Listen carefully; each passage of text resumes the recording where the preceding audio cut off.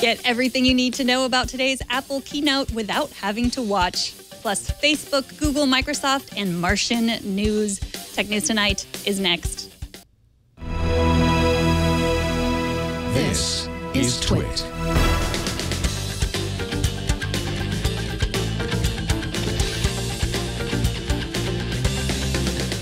This is Tech News Tonight, episode 354 for Monday, June 8th, 2015. This episode is brought to you by lynda.com, the online learning platform with over 3,000 on-demand video courses to help you strengthen your business, technology, and creative skills.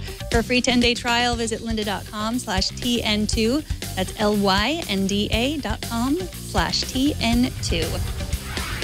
Welcome, I am Megan Maroney, and this is the show where we watch old white guys dance in keynote speeches so you don't have to. My guest today is Joe Rossignol, editor and community manager at MacRumors. Welcome, Joe. Good to have myself on the show. Thanks for having me. Oh, you're welcome. What did you think of the dancing in the keynote speech today? A little tacky, but I mean, the whole keynote was full of humor, right? So, I mean, that's Apple's way of keeping it not boring like some other keynotes. So right. So for those of you who don't know, we're talking about Apple's Worldwide Developers Conference. The conference is going on today in San Francisco this week. The keynote was this morning. There was a little bit of awkward dancing. Apple also made several announcements. Let's start with the first one, which was actually the last one they announced, but I like to do it first. Apple Music, that's the revamping of the Beats streaming music service that Apple bought last year. It'll be $9.99 a month with a free 3-month trial. What do you think, Joe? I think this is a really cool opportunity for Apple to get in the game with Spotify, Pandora, RDIO, Google Play Music, every streaming service you can think of. Apple's obviously a pioneer in the music market with iTunes. They had the introduction of the iTunes Store, which really kickstarted digital downloading. But now we're in an era where people don't want to pay $1.29. It was 99 cents before for a song, or they don't want to buy an album for $7. Or if they do, they might realize that streaming presents more of an opportunity to listen to any song you want from any artist or whoever signed the labels that Apple Music will have for the price of an album. They're paying $9.99 a month, which is the same price as Spotify, to access this whole library of songs from Sony, EMI, and all the other record labels. And ad-free, of course, because, a lot of people use Spotify but don't really want to pay anything. And I think that's what Apple is trying to push the streaming music forward and just say, we have to pay something. We have to treat the artists right. So this is interesting. I mean, they also announced the I guess, Apple One radio. I can't remember what it was called, but I think it's Apple One. Beats One. Beats One.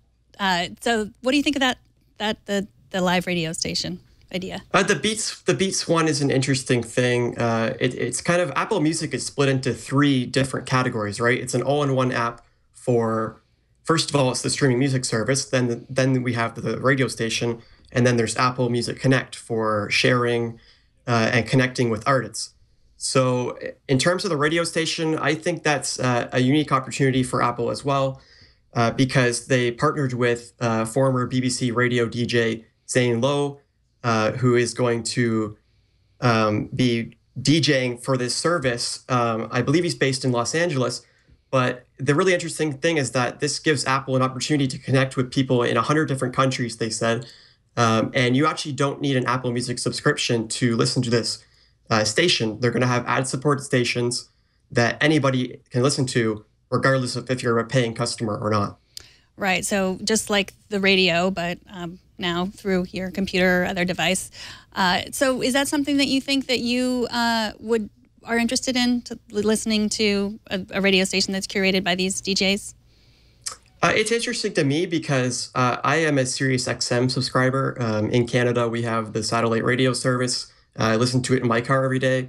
But if I can replace that with something like Beats One, I mean, that's just one step of convenience for me. I can cancel my expensive like $16.99 radio service subscription and switch to something that's free as an Apple Music customer. So if I can consolidate that and save a bit of money, then I mean, I'm all for it.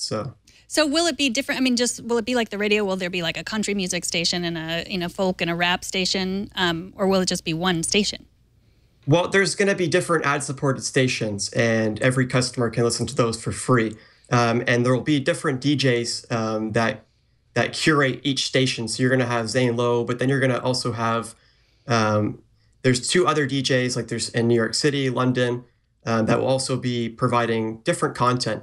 The main focus of the radio station is just to bring the culture of music to life. Like they want to be promoting music culture. That's why they acquired Beats Music, or at least part of the reason why. Apple's always liked music, and this is just another way for them to promote that. And so what about the third part that you talked about, Apple Music Connect? It was described as a way that artists can connect to their fans. When I first heard this announced, I was thinking, is this a way that Apple's sort of giving a carrot to the musicians, saying, they still want to make money, so they're not going to, give them as much money as they might want, but we will give you this way to connect to fans through social media. Do you think that's what it's designed for? Yeah. So if you think back to, I believe, 2010 or 2011, there was this ill-fated service that was built into iTunes called Ping. Mm-hmm. And essentially that was discontinued because basically nobody used it. And what they did here is they came back with something that's, I'd say, a lot better, a lot more integrated with the social media generation that we've really become, like Facebook, Twitter, all these things have taken off. But the problem is you have all these social networks that artists are trying to connect with music listeners to. And you're starting to, it's just becoming too saturated. You have Instagram for liking an artist's photos. You have Twitter for sharing maybe what you're listening to. And Apple Music Connect is going to give artists an opportunity to connect with their fans. And more importantly, it's going to give indie artists and maybe artists that maybe don't have a big following, they're relatively unknown, a chance to connect with their fans. And Apple did that in a great way today. They promoted one artist's songs that they thought he's going to be a big upcoming artist. Can't remember the name off the top of my head, but basically it's just going to give fans a way to follow their favorite artists. And so what about the catalog that Apple Music will have? I mean, will it have all the titles that iTunes has? Apple Music has partnered with the major labels, and I don't know if they're going to have every song in iTunes, but what they did describe in their keynote today is that they're going to let you stream millions of songs from iTunes. So, I mean, I presume that you're pretty much going to have access to everything that you would as an iTunes customer paying $1.29 or up for a song or an album. Yeah, and during the keynote, they showed a screenshot that had Taylor Swift, and that's the big get that I guess they'll have that Spotify doesn't have because she's taken her catalog or off of Correct, Spotify. Yeah. So the interesting thing with that is that it's probably because Apple Music is a paid service. Spotify has the freemium ad-supported version that you can listen to, and Taylor Swift didn't want that, and that's probably why she chose Apple Music. I mean, that Apple's also partnered with they said there's going to be a lot of exclusive content, or that was the rumor anyway, going into the keynote today. Right, and so we'll be able to download this app at the end of June, correct? Correct, yeah. Today they also announced El Capitan, the latest version of OS X that will be available to everyone in the fall, but it'll be available to registered developers today. What did you think of that? The Mac side was interesting. Last year, they had OS Yosemite, and it was a big upgrade, visual overhaul in line with iOS 7 at the time.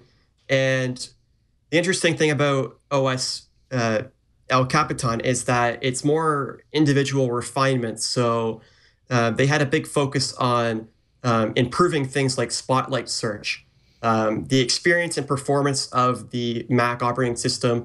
They introduced a new graphic core technology called Metal. They finally brought it to the Mac that will allow the CPU and the GPU to combine better and deliver up to 10 times better performance with up to 40% more efficiency. So right across the board, you're going to have just an improved user experience, which Apple wanted to focus on this time around.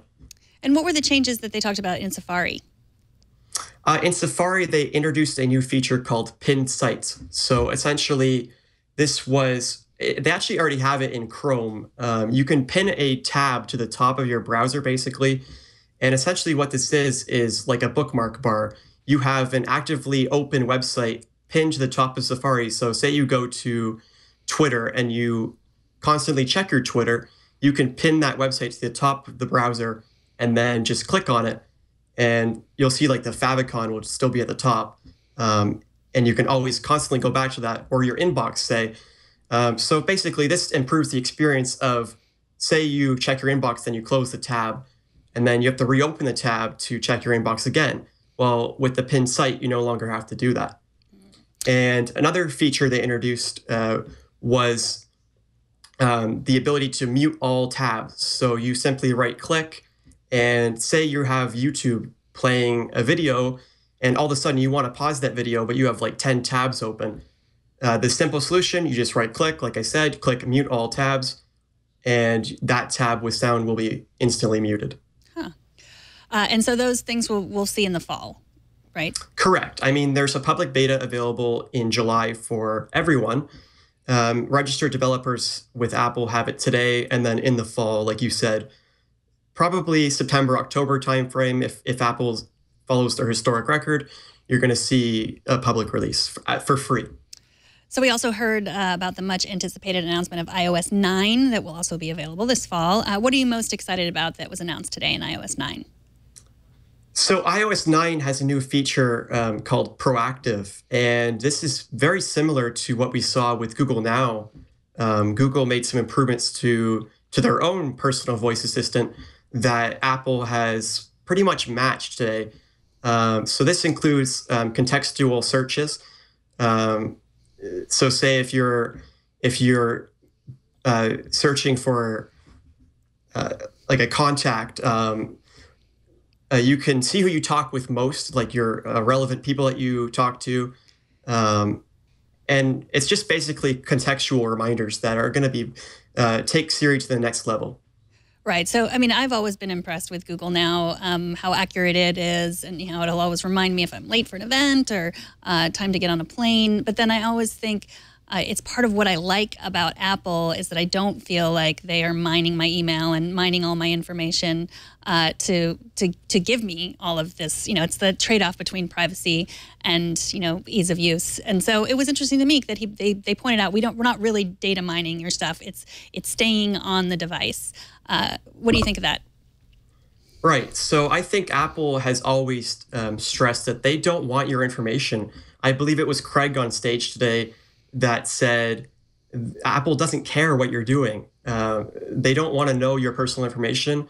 And it wasn't a direct dig at Google, but Google is one of the companies that they are probably quietly inferring to. A company like that it might be more interested in your data because they're a search company. They want to know what you're up to in the sense of what you're searching for, but also what you're doing on your device, because they can use that information to better target you as a user. Apple wants to stress that the user is not they're not collecting the data from them.